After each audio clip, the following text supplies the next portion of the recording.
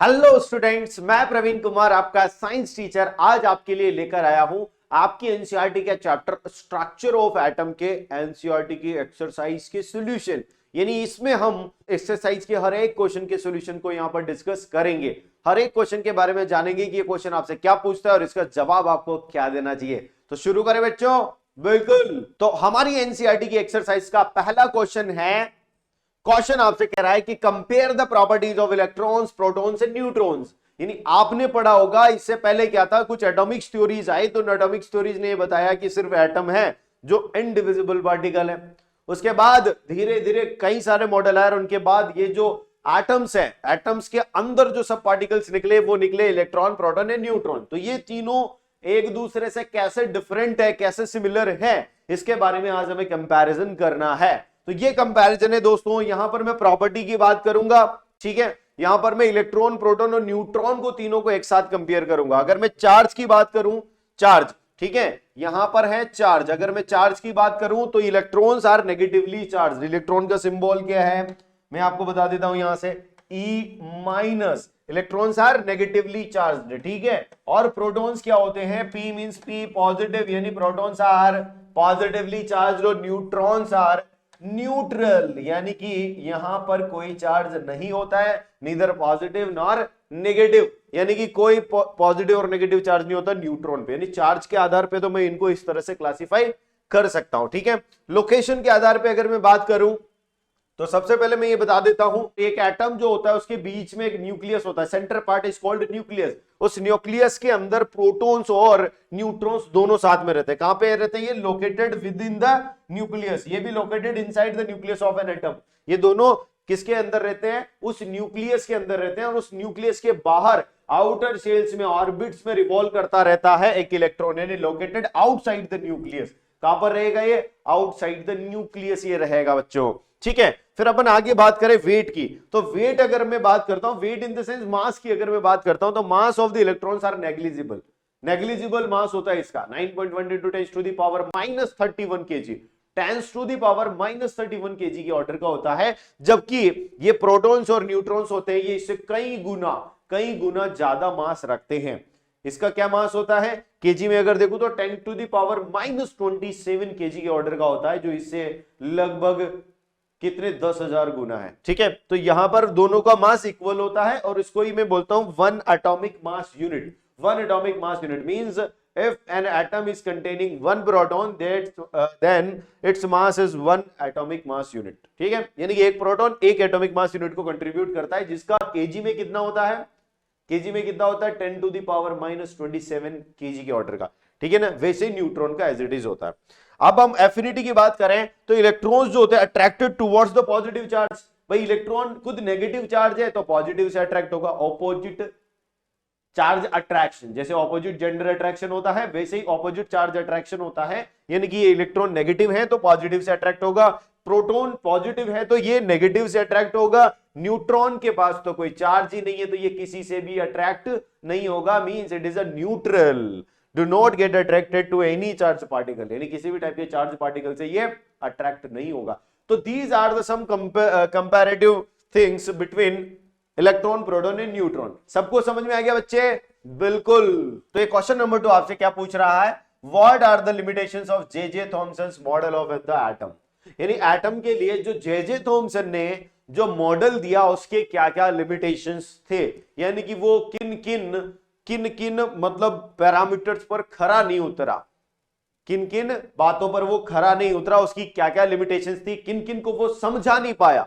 तो हम यहां पर देखेंगे बहुत सारी लिमिटेशंस थी, जिनमें मेजर लिमिटेशंस की अगर मैं बात करूं तो यहां पर है कि the model failed to explain the outcomes of the alpha particle. जो इसके बाद, किसके बाद, थॉमसन के बाद जो रदरफोर्ड ने एक्सपेरिमेंट किया उसमें जो अल्फा पार्टिकल्स उसने बॉम्बार्डमेंट किया अल्फा पार्टिकल्स की गोल्ड फॉइल पे, तो उनमें से कुछ अल्फा पार्टिकल सीधे निकल गए, कुछ बैंड हो गए, कुछ बहुत ज्यादा बैंड हो गए, कुछ यू टर्न लेकर वापस आ गए। तो ये करिश्मा क्या हुआ इसको ये एक्सप्लेन नहीं कर पाए, कौन, जे थॉमसन। किसको, रदरफोर्ड के उसको।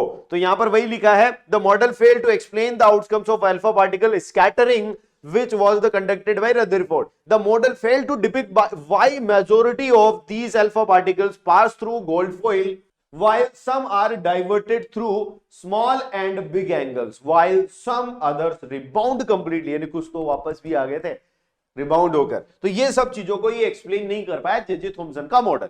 अब इसकी दूसरी बात क्या है, it did not provide any experimental evidence, ये कोई एक्सपेरिमेंटल एविडेंस पर आधारित नहीं था, इन्होंने तो सिर्फ इमेजिनेशन बताई।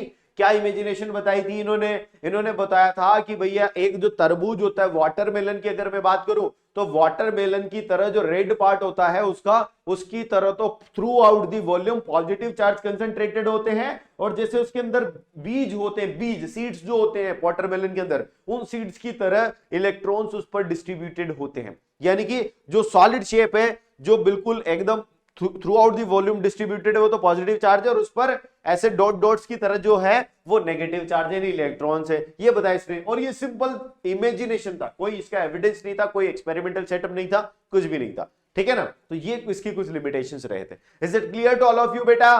बिल्कुल। तो देखते हैं ये क्वेश्चन आपसे क्या कहता है।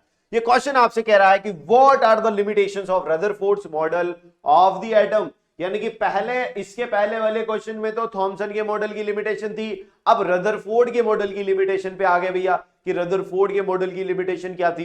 तो रदरफोर्ड का जो मॉडल था उसकी कुछ लिमिटेशंस थी। देखो यहां पर आपको मैं बताऊंगा, उसने जो एक्सपेरिमेंट किया उसमें जो उसने एक्सपेक्ट किया था कि भाई ऐसा हो सकता है, गोल्ड फॉइल एक्सपेरिमेंट किया, उसमें उसने जो एक्सपेक्ट किया था कि ऐसा हो सकता है वैसा नहीं हुआ, और जो हुआ वो बिल्कुल अनएक्सपेक्टेड था, मतलब उसको अंदाजा भी नहीं था कि ऐसा हो सकता है। यानी कि there is no expected stability in the revolution of the electron in the circular orbit, और उसको ये भी नहीं पता था कि ये जो सर्कुलर ऑर्बिट में जो इलेक्ट्रॉन्स मूव करते हैं इनकी स्टेबिलिटी कुछ होती है। उसने तो ये बोला था कि ये रेडिएट करते हैं, क्या करते हैं, ये रेडिएट करते हैं, और ये रेडिएट करते हैं तो एनर्जी लूज होगी, तो एनर्जी लूज होते होते होते होते धीरे धीरे स्पाइरल पाथ में चल के वो किसके अंदर घुस जाएंगे, न्यूक्लियस के अंदर घुस जाएंगे, जबकि ऐसा नहीं होता, एटम जो होता है वो स्टेबल होता है।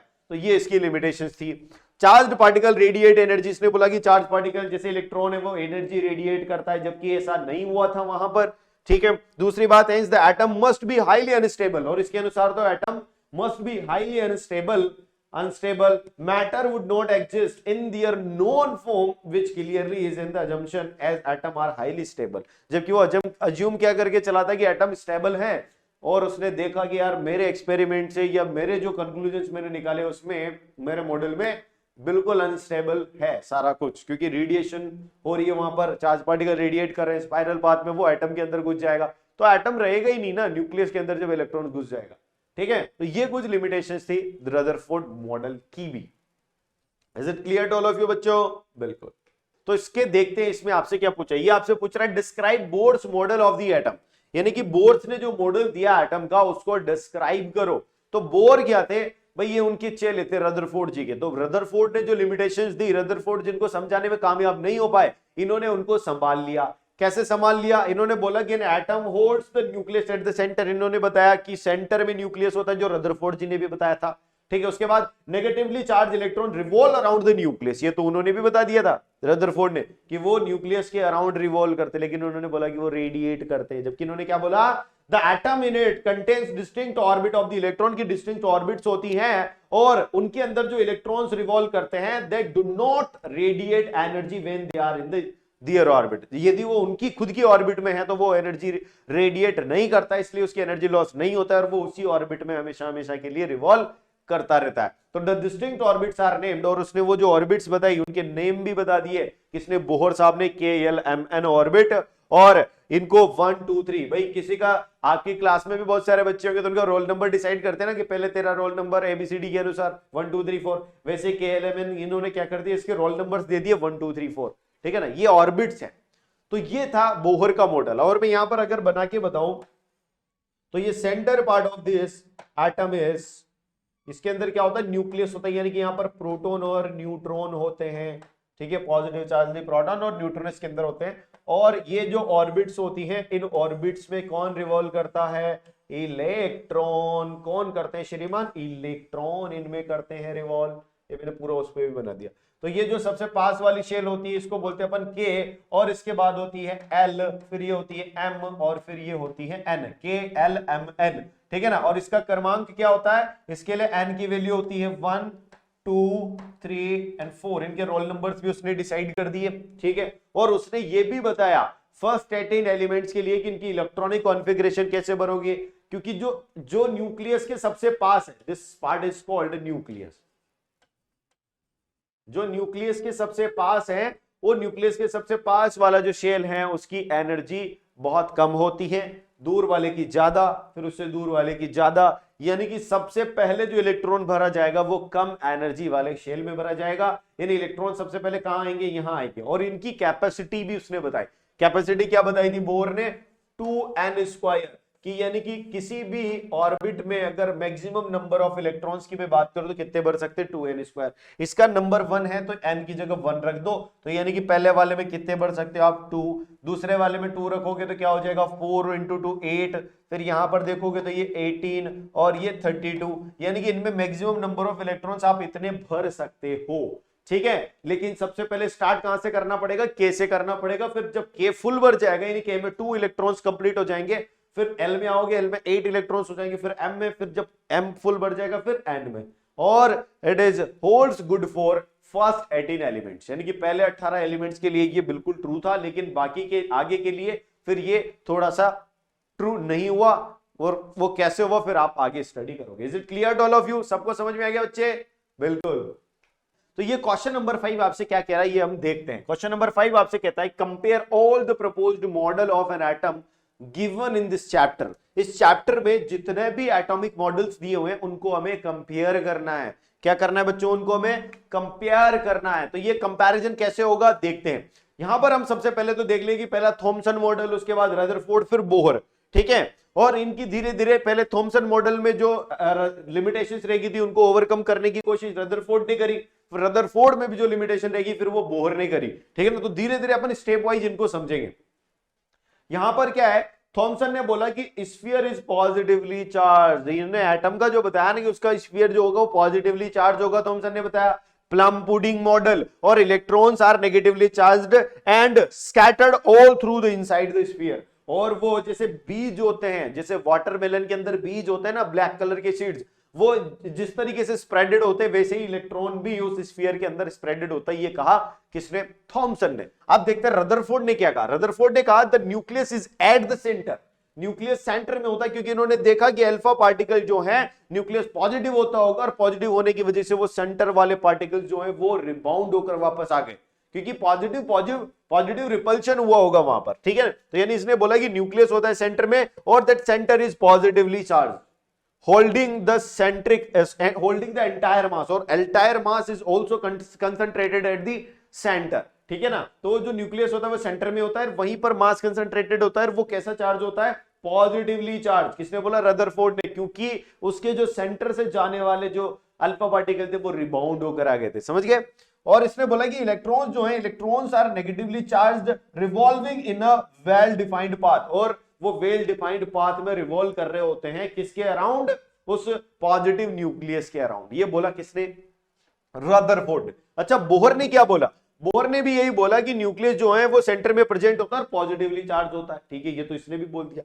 यहां पर बोला electrons are negatively charge and revolving around but not radiate energy. इसने क्या बोला था कि ये डिफाइंड पाथ में होते हैं लेकिन एनर्जी रेडिएट करते हैं, और उस रेडिएट करने की वजह से ये स्पाइरल पाथ फॉलो करते हैं, और स्पाइरल पाथ फॉलो करते करते कहां पर आ गिरते हैं, न्यूक्लियस में। जबकि यहां पर इसने बोला कि ऐसा नहीं होता, वो अपनी ऑर्बिट में ही रहते हैं और कोई एनर्जी रेडिएट नहीं करते। किसने बोला, ये बोहर ने। यानी इसकी बात इसने संभाल ली, ठीक है। इसकी बात को इसने क्लियर किया और फिर इसकी बात को ये अब क्लियर कर रहा है, ठीक है। आगे अगर अपन देखते हैं, इसने बोला थॉमसन ने कि पॉजिटिवली चार्ज जो होता है वो बराबर होता है नेगेटिव चार्ज के। Positive charge is equal to negative charge. यहां पर इन्होंने बोला कि in comparison with the nucleus the size of the atom is very large, ठीक है ना। न्यूक्लियस के कंपेयर में साइज बहुत ज्यादा बड़ी होती है, ये बोला रदरफोर्ड ने, ठीक है। इसने ये नहीं बोला कि पॉजिटिव नेगेटिव होता है कि नहीं, बराबर होता है कि नहीं, ठीक है। और यहां पर देखोगे तो इसने बोला कि the distinct orbits are labelled as KLMN। इसने KLMN की डिस्टिंक्ट ऑर्बिट्स को भी लेबल कर दिया, जो कि इसने नहीं किया था, ठीक है ना। तो जो कुछ चीजें इनकी रह गई थी वो ये कंप्लीट करते जा रहे थे। The net charge in the atom is 0, ये तो पता है। रदरफोर्ड ने भी यही बोला, तो इसने भी यही बोला कि नेट जो है वो 0 होता है। इज इट क्लियर, सबको क्लियर है बच्चों, बिल्कुल। अच्छा, इसके नाम बता दो आप, इसका मॉडल का नाम है प्लम पुडिंग मॉडल, ध्यान रखना ये plum pudding model, plum pudding model है ना। और इसके मॉडल का नाम क्या है, gold foil experiment, gold foil experiment इसके एक्सपेरिमेंट का नाम है, ठीक है ना। और ये बोहर का ही है, तो बोहर वाले का तो बोहर ही नाम है, Bohr's atomic model, Bohr's atomic model, ठीक है ना, बोहर्स एटॉमिक मॉडल। यानी ये तो हो गया प्लम पुडिंग मॉडल और ये गोल्ड फॉइल एक्सपेरिमेंट और ये हो गया बोहर्स एटॉमिक मॉडल, ठीक है। सबको क्लियर है बच्चों, बिल्कुल।